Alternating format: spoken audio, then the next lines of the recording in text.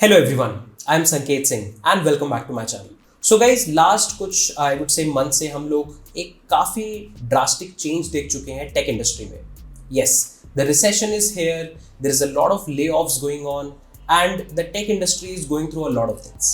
And इसी पूरे recession और layoff के scenario में last year I would say in the last quarter I was able to crack 6 offers for an SD2 position. And as of now, I currently work as a software engineer too at Microsoft. तो इस particular video में मैं तुम्हें वो सारी चीजें बताने वाला हूँ जो मैंने अपने दिमाग में रखी, वो सारी चीजें जो मैंने एग्जीक्यूट करी in order to make sure that if I wanted to have a shift, I was able to comfortably change to whatever company I wanted. Of course, there were a lot of rejections, there were a lot of selections. बहुत ही I would say balance रहा मेरा overall experience. But इस particular video में मैं तुम्हें बताऊंगा कि क्या चीजें मैंने करी और क्या चीजें तुम भी कर सकते हो if you are actually planning a shift, yeah, in case you have been actually impacted by layoffs, then what are the things that you can do in order to make sure that you are able to crack your next job? So without any further ado, let's just start. So इससे पहले कि हम लोग आगे बढ़े video में, मैं तुम्हें एक शॉर्ट इंट्रोडक्शन दे देता हूँ कि what I currently do. So I actually joined Microsoft in February first week. तो मैं कह सकते हो 29 January was my joining date. तो almost February हो गया as a SD2 L61 software engineer. ठीक है. इससे पहले मैं Google में काम करता था as a L3 software engineer too. Right और गूगल से पहले I worked as a software engineer at LinkedIn in the enterprise provisioning team at LinkedIn and Bangalore. तो ये मेरा अब तक का I would say full time tech career रह चुका है. So throughout this career मैंने कई बारी इंटरव्यूज में पार्टिसिपेट करा. किसी कंपनी के इंटरव्यूज में मैं रिजेक्ट हुआ, किसी कंपनी के इंटरव्यू में सेलेक्ट हुआ. बहुत सारे इंटरव्यू एक्सपीरियंसेस मैंने अपने यूट्यूब चैनल पे भी डाले हुए हैं, तुम उसका लिंक चेकआउट कर सकते हो प्लेलिस्ट के सेक्शन में जाके. सो मैं जस्ट एक शॉर्ट इंट्रोडक्शन तुम्हें देना चाहता था to make sure that you have the context that what are the things that I have seen and based on that whatever suggestions I'm going to do. तो start करते हैं एक एक करके that what were the things that I kept in mind while taking my next shift in the whole recession scenario. तो आगे बढ़ने से पहले मैं तुम्हें एक बहुत ही इंपॉर्टेंट इन्फॉर्मेशन देना चाहता हूँ. तो मेरी जर्नी की मैंने कैसे 6 डिफरेंट ऑफर्स क्रैक करे ये तो तुम्हारे लिए रेलिवेंट रहेगा ही. लेकिन अगर तुम भी एक फुल स्टैक डेवलपर हो and you are also hunting a full stack developer job, then I have a really great opportunity for you. तो नेक्स्ट लेवल आया है कंट्री की one of the biggest hiring for full stack engineers. अगर तुम target कर रहे हो 25 LPA तक की salaries, then this hiring is gonna be must for you. तो नेक्स्ट लेवल की इस हायरिंग में companies like human capital, TD Newton और ऐसी ही और भी बहुत सारी कंपनीज पार्टिसिपेट करने वाली हैं जो तुम्हें 25 लाख पर एनम तक की सैलरीज ऑफर कर सकती हैं. इंटरेस्टिंग पार्ट, अगर तुम बेंगलुरु, दिल्ली NCR, पुणे इन सब सिटीज में रहते हो तो ये अपॉर्चुनिटी और बेटर हो जाती है तुम्हारे लिए, क्योंकि ये सारी की सारी जो हायरिंग ड्राइव्स है ये ऑफलाइन होने वाली है तुम्हारी अपनी सिटीज में. अब तुम्हें लग रहा होगा कि how can you actually participate in these drives. So बहुत ही ज्यादा सिंपल है. All you have to do is just go to the link in the description section below. उस लिंक पे जाके तुम्हें नेक्स्ट लेवल पे साइन अप करना है और अपना पहला AI इंटरव्यू देना है, क्योंकि ये सारी की सारी कंपनीज इस पूरे इंटरव्यू प्रोसेस को स्ट्रीमलाइन करने के लिए AI को यूज करने वाली है so that things become more streamlined and smooth. तो लिंक पर जाके तुम अपना पहला AI इंटरव्यू शेड्यूल कर सकते हो, right, so that you can give kind of like a mock interview. और उसके बाद all you have to do is just attend the interview in your cities, give the corresponding rounds, and if you are selected then you will be offered really handsome packages by these companies. तो all you have to do is just follow these 3 steps. Go to the link, schedule your AI interview, go to your I would say offline rounds in your cities and get the corresponding job, right? तो definitely do check out the description section, and इस सब के अलावा I would highly recommend you guys to check out all of our videos ताकि तुम इन full stack engineering interviews के लिए और बेटर तरीके से प्रिपेयर कर पाओ.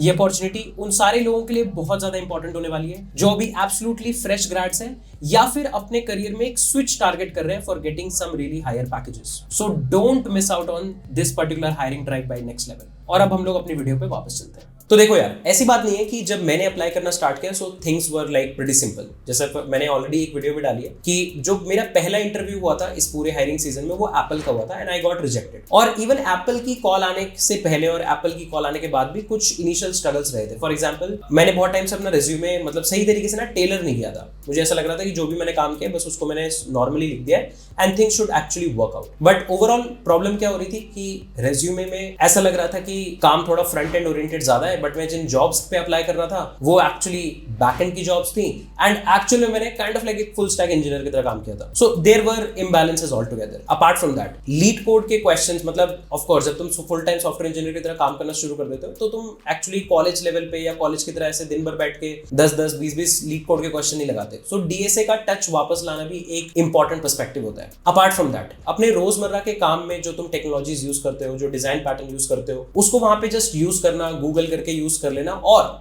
इंटरव्यू में उन सारी चीजों को बताना, ये बहुत ही एक डिफरेंट सिनेरियो होता है.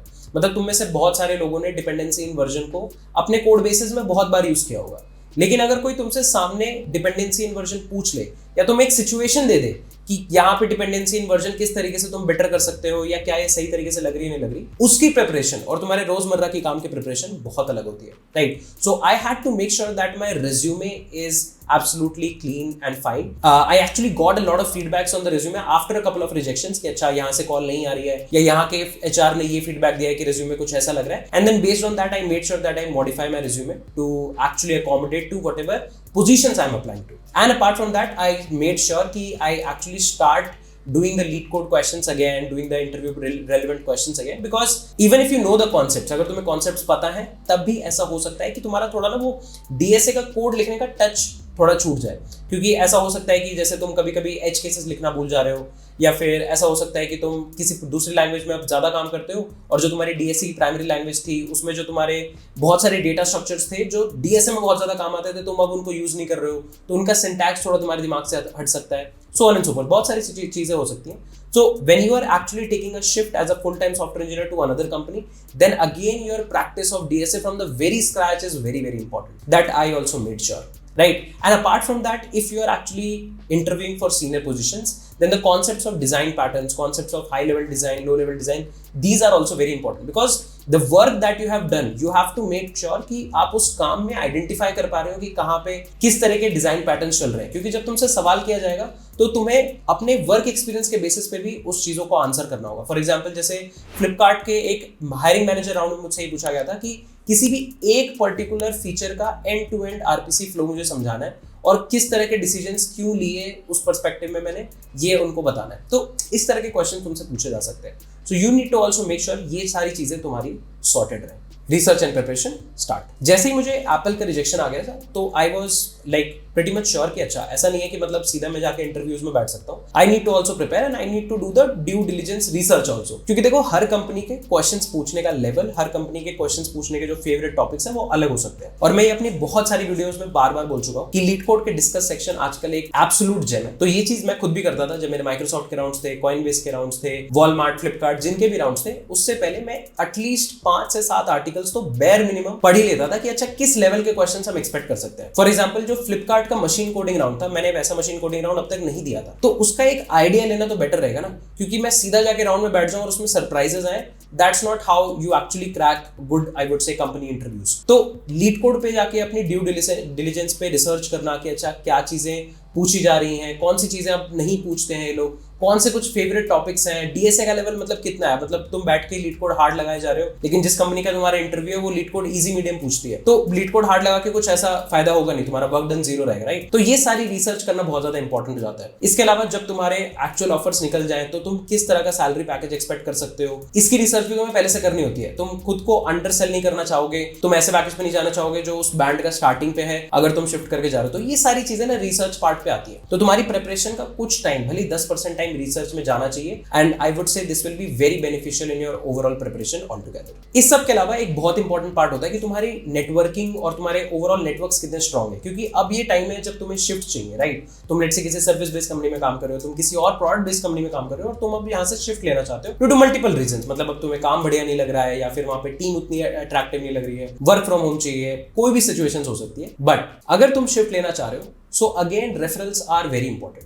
ठीक है, तुम अगर किसी के रेफरल के थ्रू जाओगे, there is a highly likely chance कि तुम्हारा रिज्यूमे डेफिनेटली पढ़ा जाएगा, राइट. तो अब ये रेफरल्स के लिए बहुत सारे सिचुएशंस हैं. मतलब अब सबको ही आजकल पता है कि लिंक्डइन पे तुम दूसरे लोगों को रीच आउट कर सकते. बट इसके अलावा अगर तुम्हारे खुद के फ्रेंड्स हैं, खुद के सर्कल में कुछ ऐसे लोग हैं जो अच्छी कंपनीज में काम करते हैं and they are willing to refer you, so you have to start reaching out to them. ठीक है, तो मेरे भी काफी सारे फ्रेंड्स हैं, कुछ दोस्त हैं जो कंपनीज लाइक जियो सिनेमा में काम करते हैं, फ्लिपकार्ट में मेरे कुछ दोस्त काम करते थे. मेरे एक्चुअल में एक दोस्त ने ही फ्लिपकार्ट से मुझे रेफरल दिया था, राइट. और इसके अलावा माइक्रोसॉफ्ट में I had a lot of friends who actually referred me. तो ऐसे तुम अपने कनेक्शंस में देख सकते हो कि कौन कौन दोस्त हैं तुम्हारे, कौन कौन नोन लोग हैं तुम्हारे जो बढ़िया कंपनीज में काम कर रहे हैं, जिन कंपनीज को तुम टारगेट भी कर रहे हो, and are they willing to refer you. Apart from that तुम लिंक्डइन पे भी ऑफ कोर्स अपने कनेक्शंस बना सकते हो। लर्निंग इन पब्लिक्स का यूज करके तुम डेफिनेटली ज्यादा से ज्यादा लोगों के साथ कनेक्ट कर सकते हो, and they will actually also know you, know your work, and they will be willing to refer you, right. Apart from this कि मैंने पिछले कुछ आई वुड से सालों में कुछ कॉन्फ्रेंसेस अटेंड करी, कॉन्फ्रेंसेस में जाकर भी मेरे काफी कनेक्शंस बने,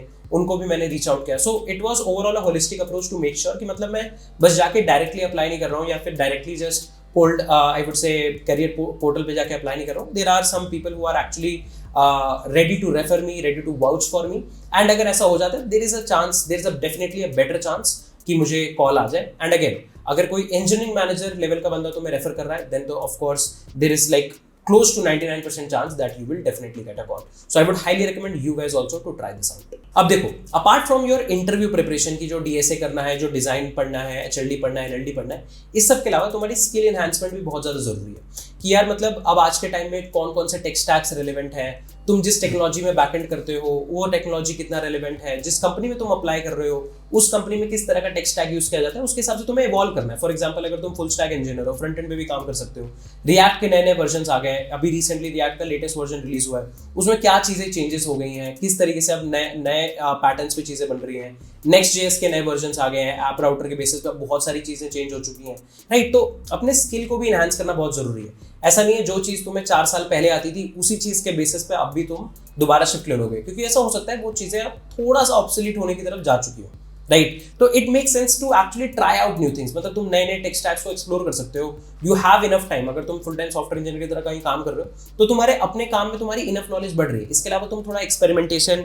या वहाँ दूसरी चीजें देख सकते हो। लेट्स से तुम फुल स्टैक वेब डेवलपर की तरह काम करते हो, तुम थोड़ा मोबाइल का टेक स्टैक भी देख सकते हो। और ये चीज मुझे काफी बेनिफिट भी किया गूगल में, because I was working with a mobile oriented team, तो मुझे मोबाइल के बारे में भी काफी कुछ नया सीखने को मिला। मैंने कभी इससे पहले मोबाइल डेवलपमेंट वाली टीम के साथ काम नहीं किया था, तो my exposure with Flutter was like very good. मतलब मोबाइल पर्सपेक्टिव से भी कोई डिजाइन क्वेश्चन होता था तो I was able to at least answer them. तो इस तरीके से ना तुम्हें अपना स्किल एनहांसमेंट करते रहना है, राइट। और जो तुम्हारी प्रिपरेशन है ना, जिसमें डिजाइन पर्सपेक्टिव से जो तुम प्रिपरेशन कर रहे हो, हाई लेवल डिजाइन और लो लेवल डिजाइन की, वो ऑलरेडी तुम्हारे स्किल एनहांसमेंट में ऐड कर रही है, राइट। अगर तुम्हें पता है कि किस तरह के डिजाइन पैटर्न्स यूज हो सकते हैं, कहाँ पे कौन से डिजाइन पैटर्न्स लग सकते हैं, तो ना सिर्फ तुम अपने काम में उन सॉल्यूशंस को प्रपोज कर सकते हो, बल्कि ऑलरेडी जहां पे उस तरीके से कोड लिखा होगा ना, उस कोड को समझना तुम्हारे लिए बहुत आसान होगा। तो स्किल एनहांसमेंट बहुत ज्यादा जरूरी है। सीधा सीधा जाके अप्लाई कर लेने से, सिर्फ लीड कोड बना लेने से तुम्हारे इंटरव्यूज नहीं निकलेंगे। अगर तुमने ओवरऑल ही पिछले 2-3 साल, जब से तुम पुरानी कंपनी में काम कर रहे हो या तुम कॉलेज में हो, अगर तुमने overall as a software engineer grow नहीं करा है, then things can be slightly a bit tight for you. अब एक बहुत ज्यादा इंपॉर्टेंट पार्ट जो है वो ये है कि अगर आपने किसी से रेफरल ले लिया है, अगर आपने किसी पोजीशन पे अप्लाई कर लिया है, कोई ऑनलाइन टेस्ट भी दे दिया है या फिर कोई इंटरव्यू भी दे दिया है, तो इसके बाद आपकी जिम्मेदारी है फॉलो अप्स लेना। फॉर एग्जांपल जैसे मेरे माइक्रोसॉफ्ट में टेस्ट थे, तो इंटरेस्टिंगली मेरे को 3 या 4 टीम्स के टेस्ट आए थे, जिसमें मैंने 3 टेस्ट एक्चुअल में दिए थे। सो ऐसा नहीं वैसे टेस्ट देके मैं बैठ गया था। तो you have to reach out to the HRs, मतलब उनको कॉल बैक तुम्हें देनी होगी कि मैंने टेस्ट कंप्लीट कर लिया है, it was fairly good for me, आप एक बारी फीडबैक बता दो, and if it is good then we can be schedule the round. तुम ये वेट नहीं कर सकते कि अच्छा मैंने तो टेस्ट दे दिया, टेस्ट के सारे क्वेश्चन बना दिए थे, अब वो लोग सामने से कॉल करेंगे। ऐसा नहीं है, उनके पाइपलाइन में और भी लोग होते हैं, right. Maybe somebody else is more proactive than you. उसके अलावा जैसे मान लो तुम्हारे कोई राउंड्स सही नहीं गए, तो तुम एक्चुअली बता सकते हो कि अच्छा ये लास्ट वाले राउंड में मैं थोड़ा सा अंडर प्रिपेयर्ड था, can you give me one more chance for the same round again. और मैंने कई बार देखा है कि HRs actually are very willing to give you one more chance for if there is any round that didn't go well, right. तो ये सारी चीजों का फॉलो अप, ये सारी चीजों की जो रिक्वेस्ट है वो तुम्हें करनी होगी, कोई तुम्हारे लिए नहीं करेगा, राइट। अगर तुमने किसी को बोला है कि तुम्हारे लिए रेफरल लगा दे, तो तुम्हें उसको 1 बार 2 बार 3 बार 4 बार कई बारी उसको जाके बोलना पड़ेगा कि क्या आपने रेफरल लगा दिया, कोई अपडेट है क्या आप एक बार कोई अपडेट ले सकते हो, because they are already doing extra work for you, right. So if you are taking a favour, you need to make sure you follow up, get the update and get your task done. ये चीज मुझे भी करनी पड़ती थी अगर मैं किसी से फॉलो अप ले रहा हूँ, या फिर अगर मैं, जैसे मैंने तुम्हें अपने टेस्ट का एग्जांपल बताया, ऐसे कई बार ये सिचुएशन होती थी।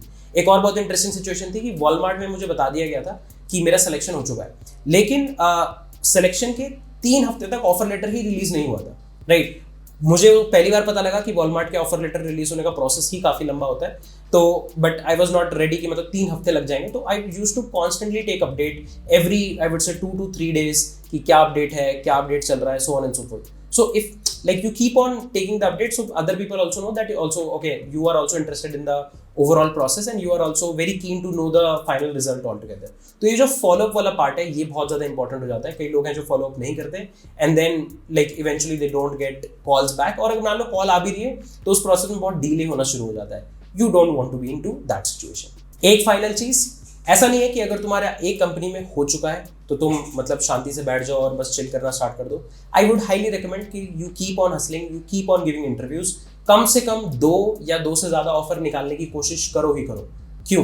क्योंकि आजकल तुम ऑलरेडी सिनेरियो देख रहे होगे कि कंपनीज कभी कभी ऑफर रिवोक भी कर लेती हैं. तो अगर कंपनी ऑफर रिवोक कर सकती है तो तुम भी अपनी तरफ से प्रिपेयर्ड रह सकते हो, right? Nobody is going to jail you क्योंकि तुमने किसी कंपनी का ऑफर बाद में डिक्लाइन कर दिया, right? Because companies also decline their own offers, right? तो तुम्हें सेफ रहना है, तुम्हें अपनी लाइवलीहुड की जिम्मेदारी खुद लेनी है, राइट? सो मेक श्योर कि एक कंपनी में सिलेक्शन होने के बेसिस पे ही तुम बस बैठ ना जाओ. ऐसा हो सकता है कि ठीक है तुम्हें पूरे हायरिंग सीजन बस एक ही ऑफर आया और फाइनली तुमने वो ज्वाइन कर लिया, बट इट्स नॉट बैड कि तुम और ऑफर्स के लिए प्रिपेयर करो और ऑफर्स के लिए ट्राई करो. और ऐसा बिल्कुल भी मत सोचो कि अगर तुमने किसी कंपनी का इंटरव्यू दिया और तुम सेलेक्ट हो गए और तुमने बाद में ज्वाइन करने से मना कर दिया तो वो कंपनी तुम्हें दोबारा कभी लेगी ही नहीं. ऐसा नहीं होता है. बिकॉज कंपनीज ऑल्सो नो कि if they are not going to offer the best to you, you might not join them. और ऐसा नहीं होता कि सिर्फ तुम ही होते हो पाइपलाइन में. Generally there are people who are backup in the pipeline, कि जब तक सामने वाला बंदा ज्वाइन नहीं कर लेता तब तक दूसरे लोगों को वो भी वेटिंग पे रखते हैं. तुम कई बार देखोगे कि एचआर तुम्हें वेटिंग स्टेट पे रखते हैं कि यार मतलब अभी आपका रिजल्ट प्रोसेस हो रहा है 2-3 हफ्ते तक वो रिजल्ट ही नहीं बताते. क्यों? क्योंकि ऐसा हो सकता है कि तुम्हें एज अ बैकअप रखा गया हो. तो अगर तुम्हें एज अ बैकअप रखा जा सकता है तो तुम भी अपने कंपनी के ऑफर्स को बैकअप पे रख सकते हो. It's an okay thing, it's a normal thing. इसमें कोई ऐसा कोई क्राइम नहीं कर रहे हो तुम. So make sure that you are ready for the worst, right? Always keep this thing in your mind and that's it. ये वो सारी चीजें थी जो बेयर मिनिमम मैंने अपनी प्रिपरेशन में डेफिनेटली इंक्लूड करी थी. ऑफ कोर्स मैं अगर तुम चाहते हो तो मैं एक डेडिकेटेड स्ट्रैटेजी बता दूंगा कि मैंने किस तरीके से थोड़ा डीएसए वाला पार्ट अपना रिवाइज किया, मैंने किस तरीके से एलएलडी और एचएलडी वाला पार्ट रिवाइज किया for all of these interviews. क्योंकि देखो कॉलेज से एचडी1 की तरह पोजीशन में आना या फिर एक बारी किसी कंपनी में काम करते हुए दूसरी कंपनी में स्विच लेना, या अनफॉर्चुनेटली अगर तुम्हारा ले ऑफ हो जाता है या फिर कोई भी अनसर्टेन सिचुएशन होती है वहां से एक स्विच लेना, ये सारे सिचुएशन बहुत अलग होते हैं, पर्सन टू पर्सन होते हैं, right? Something that might work for me may not work for you और may work for you, right? But अगर तुम चाहते हो कि मैं इसके ऊपर भी एक डेडिकेटेड वीडियो बनाऊं that how I used to practice questions and everything, do let me know in the chat section. I would be really happy to answer all of your questions. That being said, इस particular video को यहीं पर wrap up करते हैं. हम लोग मिलेंगे next set of videos में. Till then take care guys, bye bye. I am Sanket Singh signing off. Also, check out Next Level from the link in the description section below. Sign up and take your first AI interview. Post that, participate for the interview in your city, and get your dream job as a full stack software developer.